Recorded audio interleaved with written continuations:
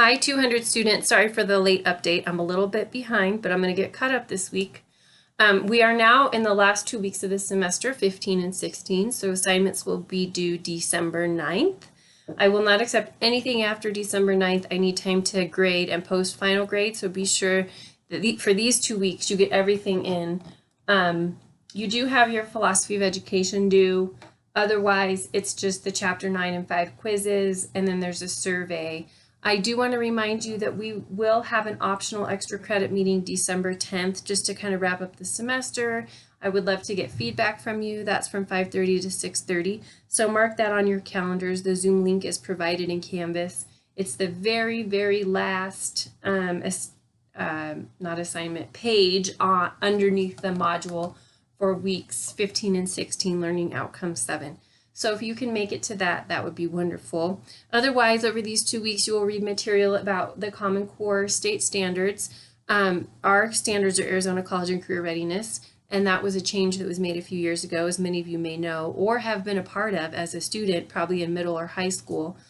So that was quite a paradigm shift for teachers and how to teach the material. Sometimes teachers have been operating for 20, 30 years under Arizona state standards, so especially in math, it's a different way of thinking.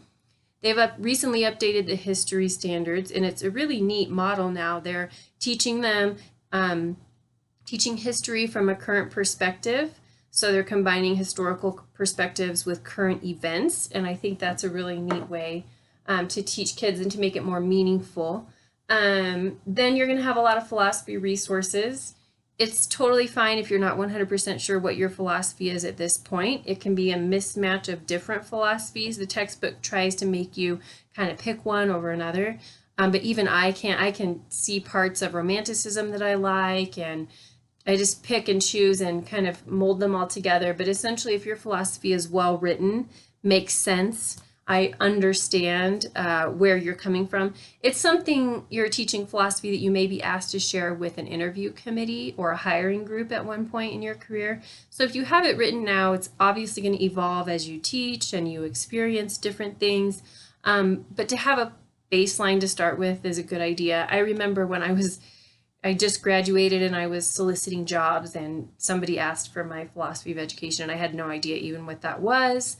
So it's good that this is now written into the standards for this class, that you really consider, based on everything we've talked about this semester, what your philosophy going in will be. And it could be that you believe direct instruction is the way to go, and group work is a waste of time. You know, that's totally fine. Maybe you think there's a balance between group work and direct instruction. Maybe you really believe in hands-on. This will also be tied, your philosophy, to the age group in which you hope to teach, because obviously how you treat kindergartners is going to be a little different than how you treat seniors in high school, or how you believe they should be treated.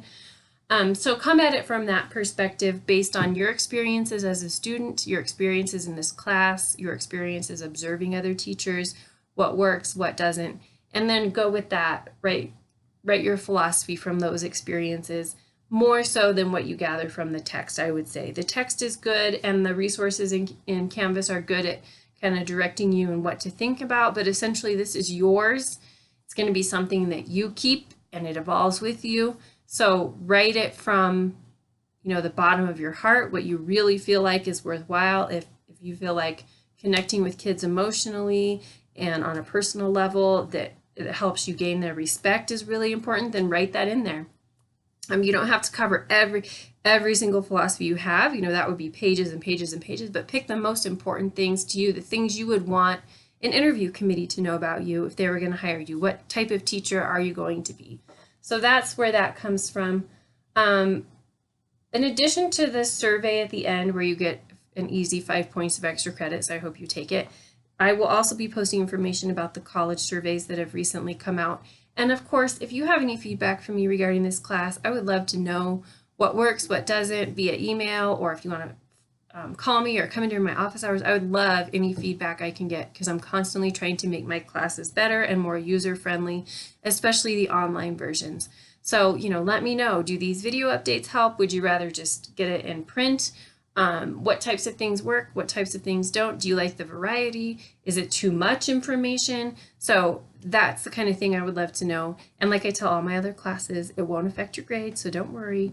I really do want to know from a student perspective. As a student myself, in online classes, I'm picking up things here and there that I'm implementing in my classes that really work. But of course, I don't know your perspective and what's easy or difficult or worthwhile, so I'd love to know that information. Otherwise, I probably won't check back in until December 10th at our Zoom meeting, and maybe after, to say a quick farewell. So if you have any questions as we begin to wrap everything up, just let me know. I hope you all had a great Thanksgiving, and I don't know about you, but I'm pretty excited for Christmas and the end of this semester. It's been a great one, but it's always fun to do these final projects and then take a few weeks off and just breathe. So, all right, I'll check back in soon. Bye, y'all.